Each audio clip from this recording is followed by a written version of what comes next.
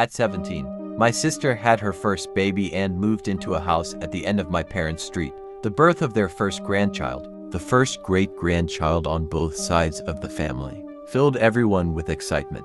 Among the gifts was a pastel, yellow knitted sweater from an old woman at my aunt's church.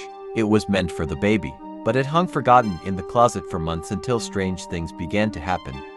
One night, when her baby was just 3 months old, my sister heard giggling coming from the nursery. She found her daughter propped up on a pillow, laughing into an empty corner of the room. My sister never kept pillows or blankets in the crib, and her husband swore he hadn't done it. The laughter continued, always between 1 o'clock and 2:30 a.m., as if the baby had an invisible visitor.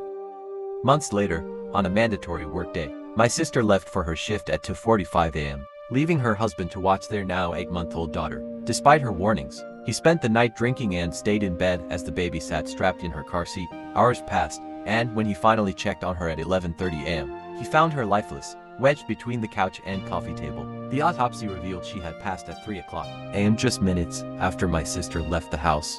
The details haunted us all.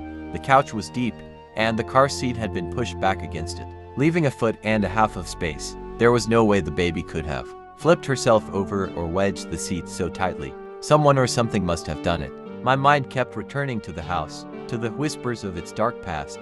In 1998, a family lived in that house, a family with 3 boys who used the basement as their playroom. The space heater caught fire one day, trapping the boys in a room with no windows or doors, only stairs that led to the kitchen. All 3 perished in the flames. My siblings and I had played with them before, but after the fire, the house carried an air of sadness and something darker.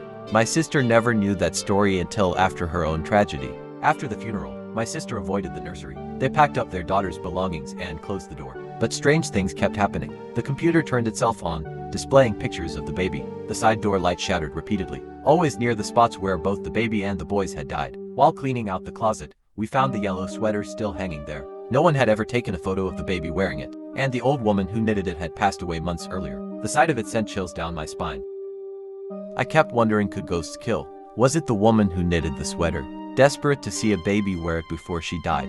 Or was it the restless spirits of those 3 boys, longing for company? To this day, I can't explain how the car seat ended up wedged so tightly or why so many eerie events unfolded in that house. All I know is that something unnatural had a hand in it, and the thought still terrifies me.